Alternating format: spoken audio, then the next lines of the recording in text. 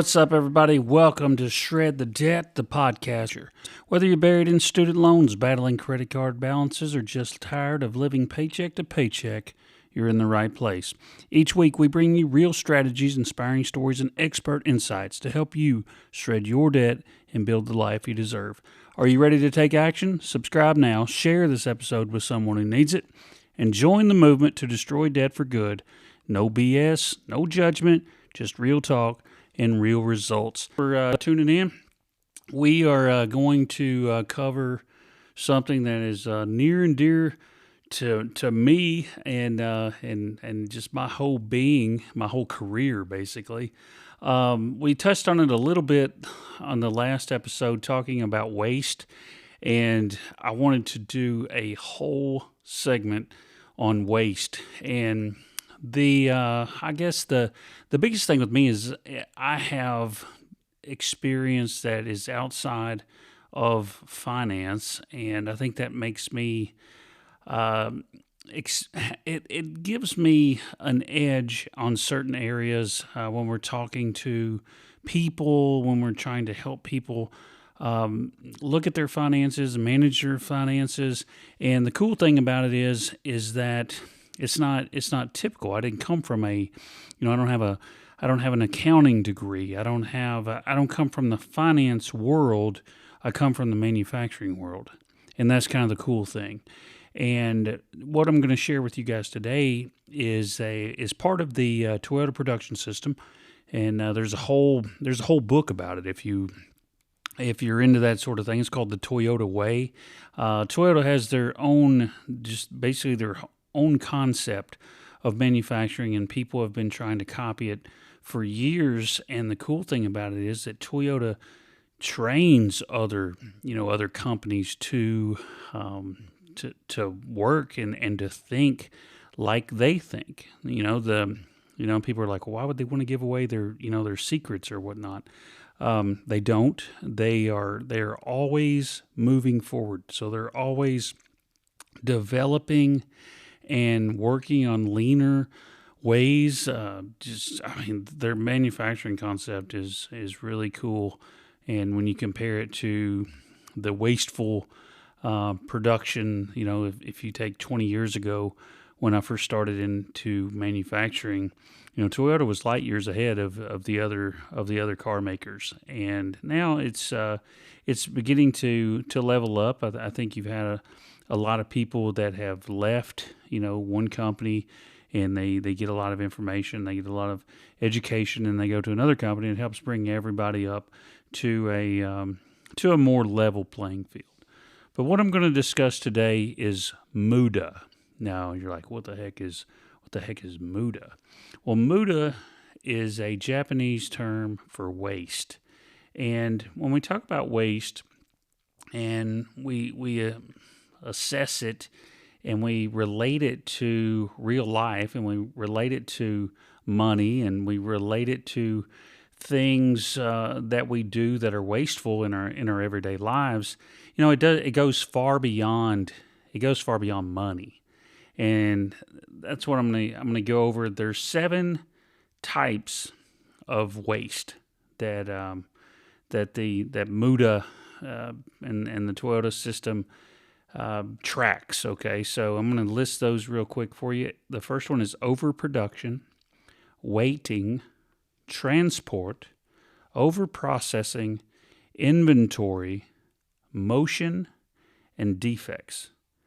Now, kind of cool thing here, every one of those terms that I provided to you sound like really hardcore manufacturing terms, right? That you're like, okay, I think hopefully your wheels are spinning a little bit. And some of those words you can relate to something in your life that you can relate to. Like I can automatically relate to inventory. Like inventory, okay, what do I have a lot of in my home that maybe I don't need? Okay, that's waste. So if we look at overproduction, for example, let's look at overproduction for number 1. And that's in real life, that's buying more groceries than you use.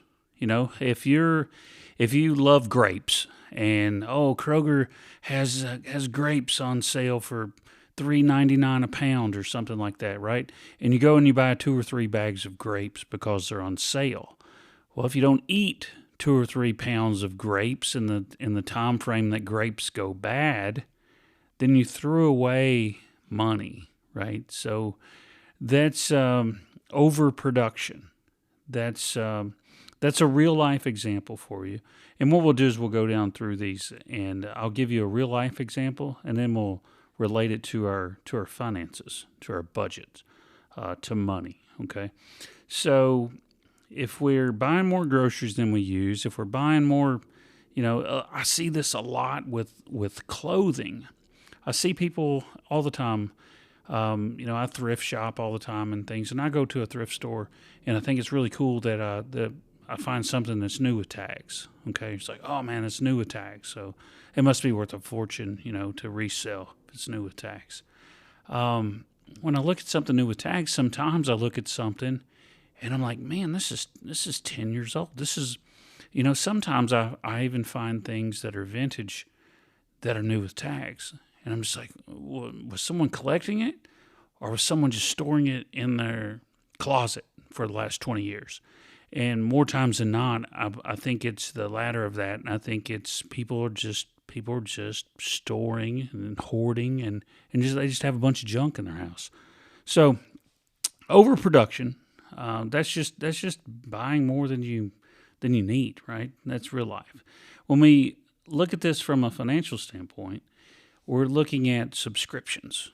Okay, so let's say we love TV. We talked about that a little bit last week, or the last show, and we were talking about subscription. We're talking about TV. Like, I absolutely despise television because they'll put one show that we like on one platform and then another show we like on something else, and before long we're paying $300 a month for TV to watch a handful of shows, which is ridiculous.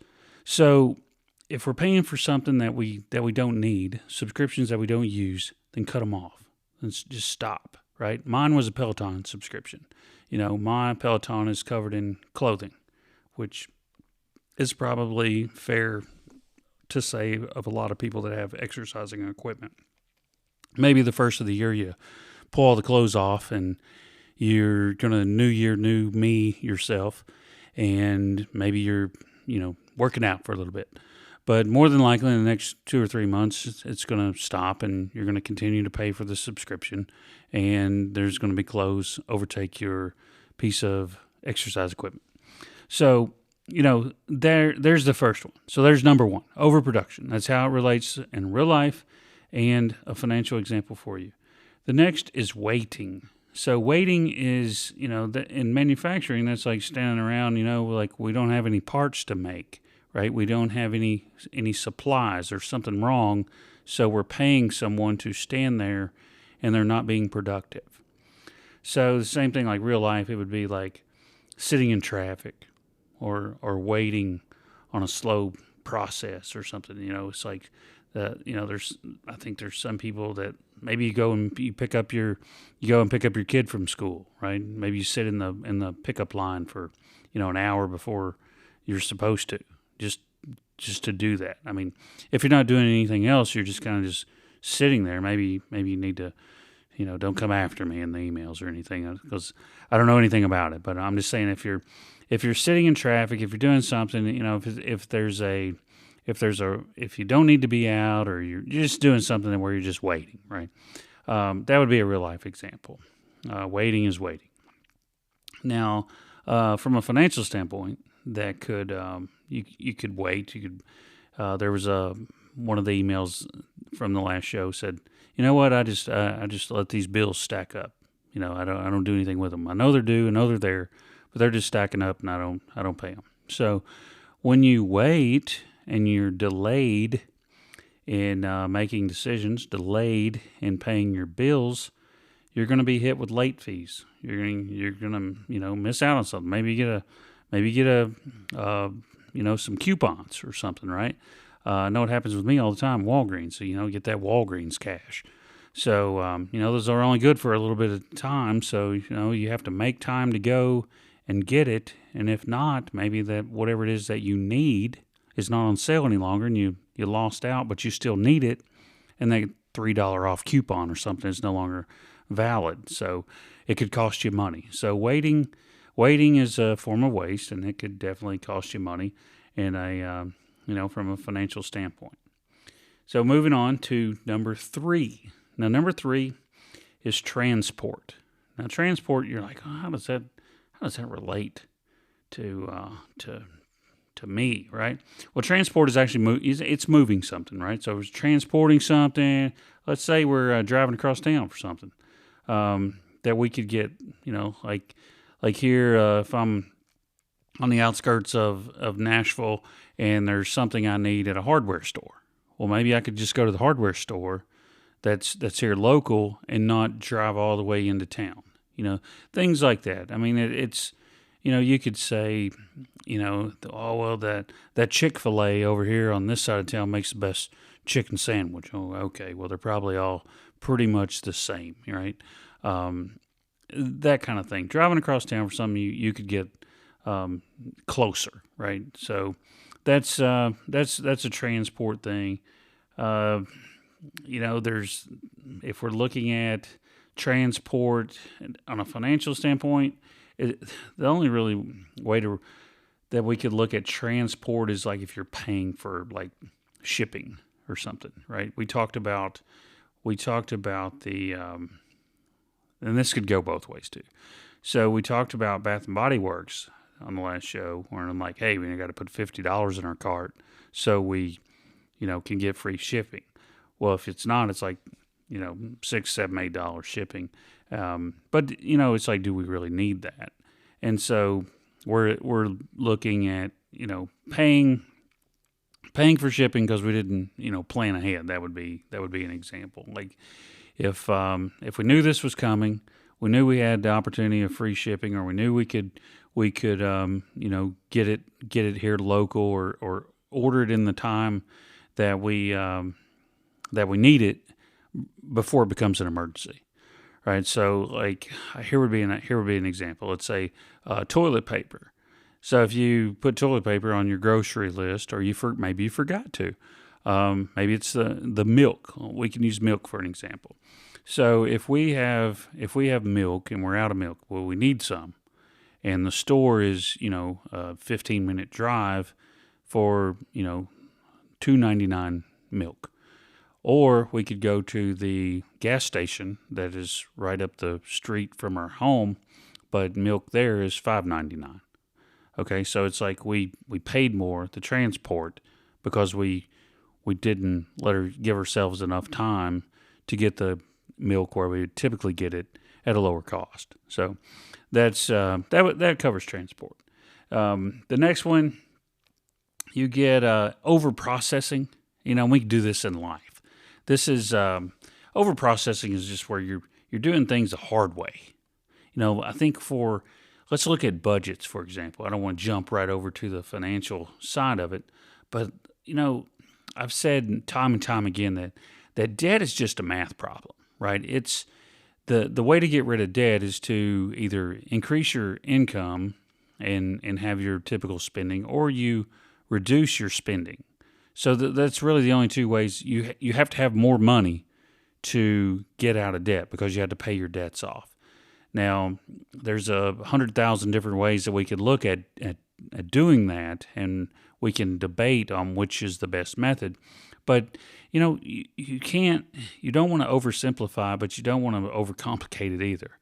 And I think that's what we do sometimes. We have these spreadsheets, and I've seen people that try to budget. They try to budget on their own, and that's great. Trying to understand all of your, where all your money's going. The problem is there's always things they don't think about. There's things that they won't give up, or they don't recognize the spending as a problem, but they're also not looking at what they can do to increase their income. So it's half baked, and they get frustrated because they still can't seem to find the way out. So over processing, and a lot of things too is if you look at something and you think too hard on it, and you try to dig too deep into it, and you don't look at it from a further away. Some of these problems you have to look at from what they call a 30,000 feet view, right? It's like if you're flying over your home, you can't really tell that your grass, needs to be mowed because you're not standing there in the yard. But you can see if there's other problems, right? Because you're looking at it from further away, so you can see other issues. Um, that's how you have to look at budgets and just the whole thing. You have to simplify it as much as you can. So watch for over processing because you can make your own life more complicated than it has to be. So just make a decision, stand by the decision. Don't never be afraid to make a decision and make one quick based on fact, right? And if you make a poor decision or you make one that's wrong, learn from it. And then when it comes around again, because life typically keeps sending things our way that are sometimes not the best, but we learn how to deal with it differently. If we look at something or a way that we look at something today versus how we looked at it when we were 15 or 17 or 19, 25, whatever the age may be, I'm sure that we're handling things and we're looking at things differently than we were then. If we're not, then we need to have a conversation. But that's over processing. The next one I know we're all going to be able to agree upon, and that's inventory. So inventory, real life, clutter in your home. All right, you have a bunch of stuff on your kitchen table. You have a bunch of stuff, here in the South, and I'm sure this is all over America. But we all have a junk drawer, right? I have a junk drawer. I think mine has random batteries in it. It has playing cards in it. It has kitchen magnets. It has some old photos of my friends' kids that they've given me, from their school pictures or whatnot. I have a ton of things and old keys that I have no idea what they go to. That's waste, right? A lot of that stuff is waste. Well, you just never know when you might, play cards or whatever. I'm not talking about that kind of stuff, but like old business cards and old stuff that, maybe it's I think I have I don't know, there's like expired cards, just different things. Anyway, so inventory, that's just clutter. It's clutter in your house. Go to your closet, look at how many pairs of shoes that you have, and look at the 2 pairs that you wear. Right? I can say this because I'm a crazy man for Cole Haan shoes. I love them. Right? I probably have 7 or 8 pairs of Cole Haan shoes, and I have 3 that I wear. Right? And 2 of them I think are identical. One I wear to work, and one I wear outside of work. But anyway, and then I have a couple pairs that are uncomfortable, and I'll never wear them, right? But they're still stuck in my closet. So that is inventory. So hoarding items just in case, and instead of having cash. So if you have items like that in your home, it's a great idea for you to get rid of it, purge, right? There's valuable things in your home, valuable things that you have that you're not even thinking about. And I think our New Year's show, I said, hey, go grab, 5 or 10 things that you have in your house that you know that you don't need, know that you're never going to use them, and sell them. Sell them on Marketplace, sell them on eBay, wherever you want to sell them, and get yourself some money. And I challenge myself this a lot. I challenge you to get after it, to get rid of this clutter, like just declutter. Not live a minimalist. I'm not saying you need 1 pair of shoes or you need 2 shirts or, and I do, this goes into, I could go down a rabbit hole on this, but like how many pairs of pants do you have, right? And I ask this question to a lot of people because I'm just genuinely curious of how many pairs of jeans one person should own. And I ask men, ask women, ask different people, just random people, mostly at my work. And the consensus for most people is they're like, oh, I think 4 or 5 pairs of pants is plenty of pants. And I'm like, oh my gosh, I don't know. Man, I don't even want to get into it because I have a lot of waste. I could probably wear a new pair of pants every day for 6 months and never wear the same pair of pants twice, and that's somewhat embarrassing. So I'm my own therapist when I do this show. I feel like I share a lot with you guys that I don't even really know why. But for inventory as a part of waste, declutter your home, get rid of the hoarding, stop the hoarding, and try to either sell the stuff or just stop buying it. That's the number one thing you can do is stop buying it. And I'm telling you that once you get on a budget and once you understand your spending and you know your spending, you're going to cut out this crazy crap. That's what we'll call it. You're going to cut that out and you're going to stop hoarding and stop buying. And, then you can take away on the backside of it and you're not adding anything new to it. So that's awesome. That's what you need to do. So next is motion. And motion is, excuse me, motion is kind of tied to waiting in a sense. Motion is, searching. It's doing something that is adding no value, and that's kind of the definition of waste. Anyway, all of these are the definition of all of these is waste is where it adds no value to your life. It adds no value to your finances. If if we were gonna say if we were gonna give MUDA a definition, we'd say anything that wastes time, money, energy, or attention without adding value to your life. That's what we would say about it. So motion, that would be, unnecessary walking around looking for things.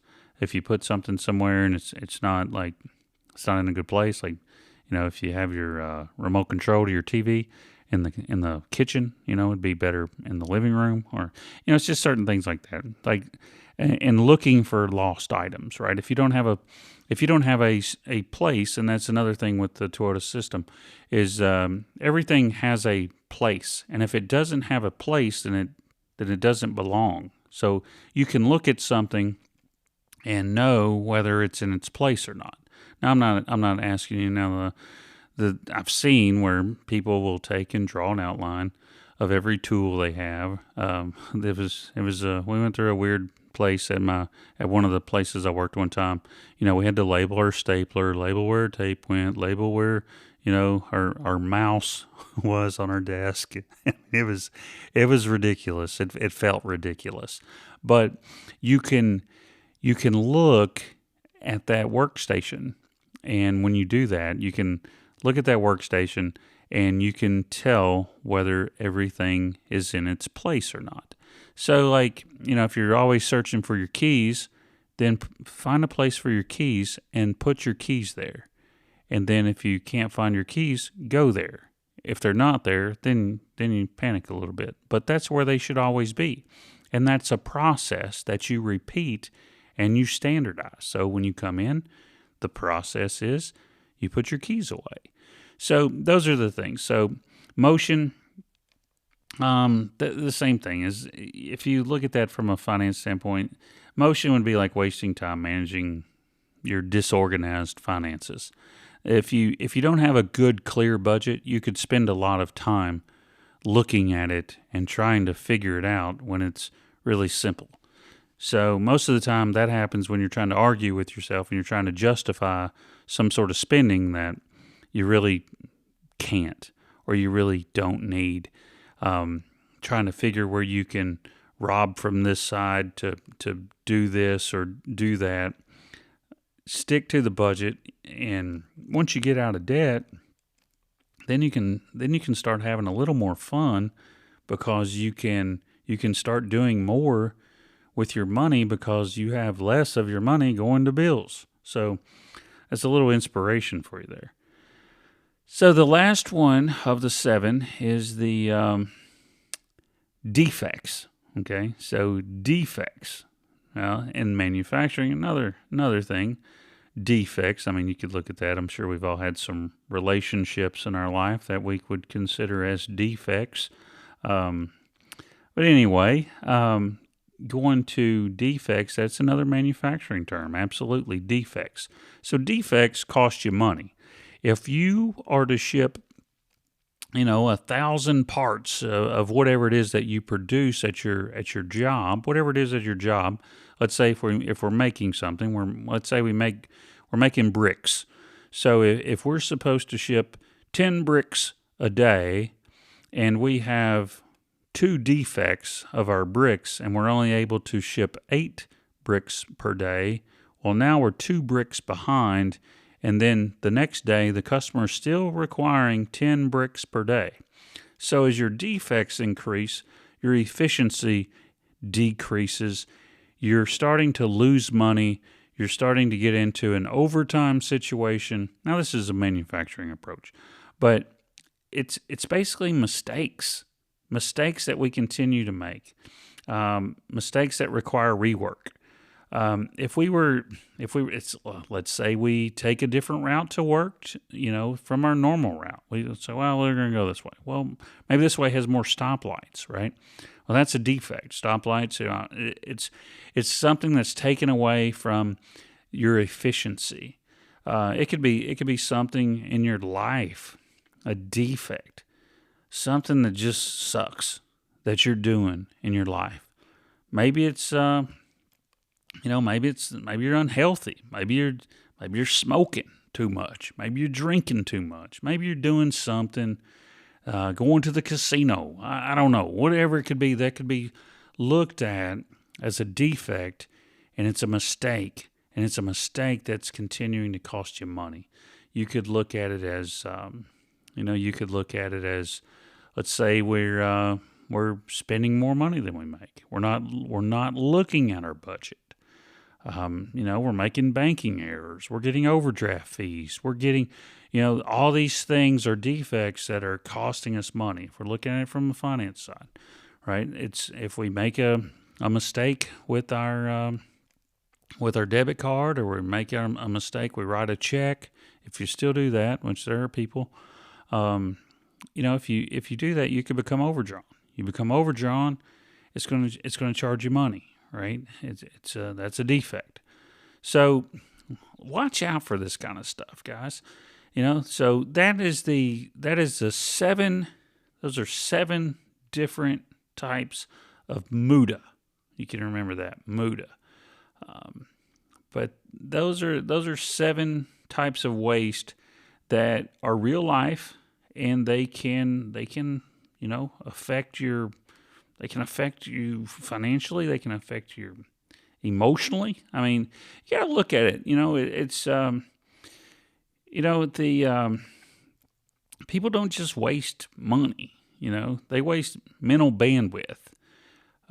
There's everything that you're looking at that stresses you out, and it's more than just money, right?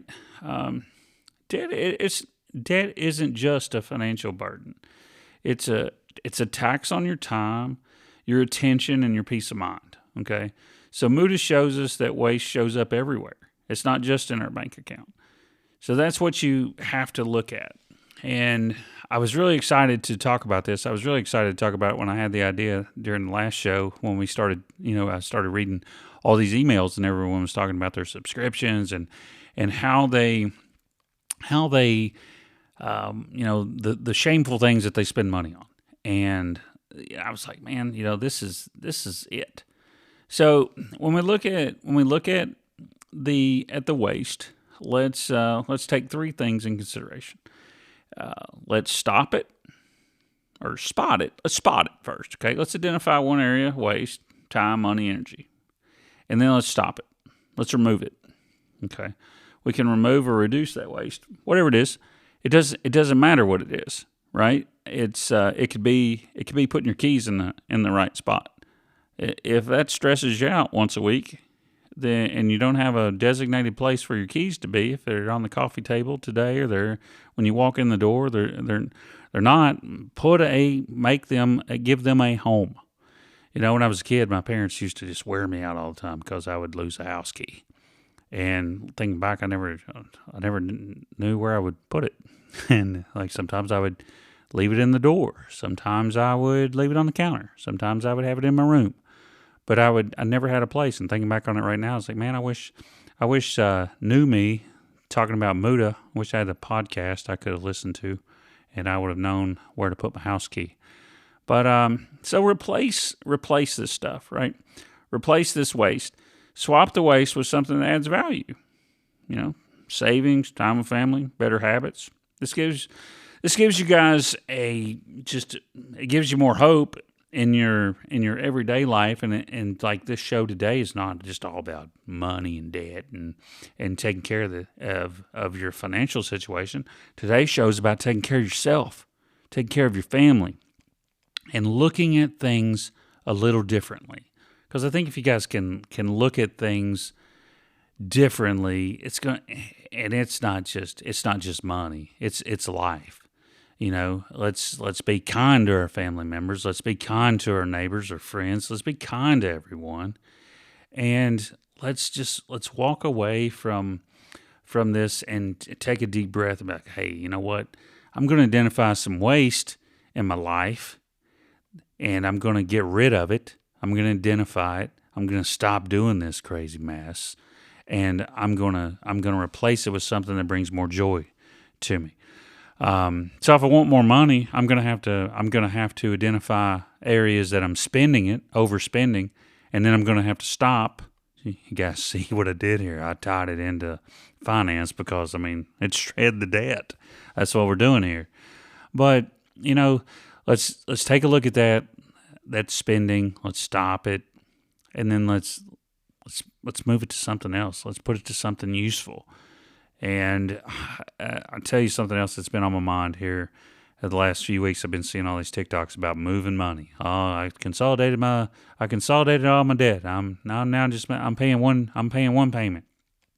Okay, that's all cool. But what you've done is you've locked yourself in to this payment, and now you're slave to the lender, as Mr. Ramsey would say. And I would rather eat the elephant one bite at a time than come over and you tell me we're having elephant, and I walk in there and there's I don't know how much an elephant weighs. Let's say it weighs 4,000 pounds. I don't know how much. I have no idea how much an elephant weighs, but it's big. It's more than a 16-ounce ribeye elephant. Okay, so I might be able to eat a 16-ounce ribeye off an elephant, but I can't eat an elephant in one day. Okay, so if I have three different bills, and this is what I'm gonna leave you guys with today of thinking, and it's breaking down these debts. And I always like to use the snowball to gain some momentum. But if you're having 3 or 4 different debts and you're feeling like the interest is eating you alive, and you want to consolidate it into one loan, be aware that when you do that, now you have to make that payment, and that payment's it's probably going to be less than what you were paying on 4. But then you have to have the want to, right? You have to have the determination, and you have to have the discipline. That's the word I was looking for. You have to have the discipline to continue to pay what you were paying on the 4 separate bills when you get the one bill. Because what's misleading, and it makes me want to pull my hair out on the TikToks, is like, oh, I saved $350 a month by consolidating my debt. That is the stupidest thing I've ever heard in my life. No, you didn't. Because here's the thing, if you'd had focused on that smaller bill, you could have it paid off, and now it's not combined with everything else. Now, when you combine it with everything else, you're not really saving money. You're going to think you are. That's like going to the car lot and say, well, I can afford $250 a month. That's the wrong attitude to have when you're going into these situations.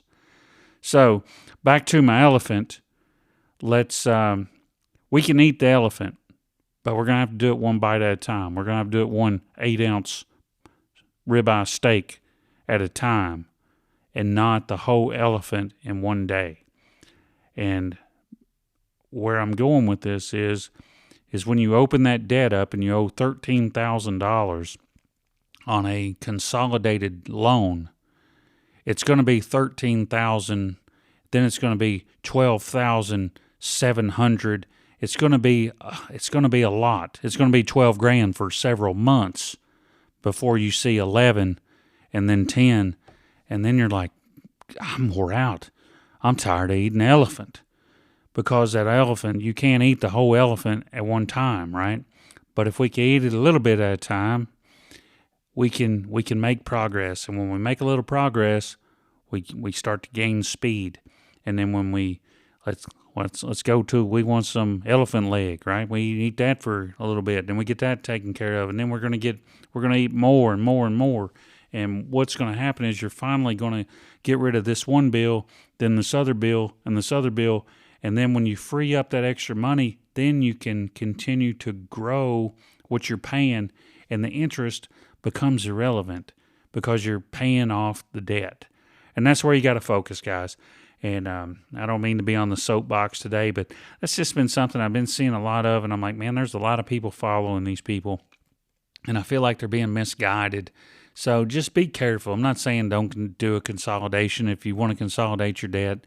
But what a lot of people do is they consolidate their debt. They have one bill, and then they go over here and they start opening up bills again, and then they're back in the same place they were at, but now they have this other consolidated bill. So it takes discipline, number one. And if you don't have the discipline to do that, and then once you lock in on that consolidated rate, I mean that's you're locked in there, and it's gonna be high, and it's gonna be for several years. I mean, it's unsecured debt. The best thing you can do is just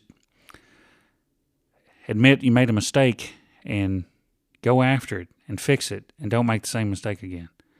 Well, guys, that's where I'm gonna leave you at this week. Sorry I didn't get into any emails. I did have a few emails that I was going to go, and then I was like, man, we're going to talk about waste. I'm fired up to talk about MUDA. So with the MUDA, that's where we're at with it, right? So that's where I want to cut it off today. We may get some more emails from this show, and people that have questions about MUDA, and we'll talk about it next week. But I appreciate you guys for tuning in. It's Shred the Debt. If you guys want to reach out to me, shredthedebt@gmail.com. Be more than happy to help you. We have emails every day. People are wanting a copy of the budget, have questions about a budget. We do have some openings for some financial coaching, and it's just me and my time, and it's just me. So there's a lot to it, but I really want to help you guys get your debt under control, get a budget, get under control, and just live a happy and meaningful life and not be stressed out about money all the time. So thanks for tuning in to Shred the Debt, where financial freedom isn't a dream, it's a plan. If today's episode has helped you take one step closer to crushing your debt, don't keep it to yourself. Share it, rate it, leave a review.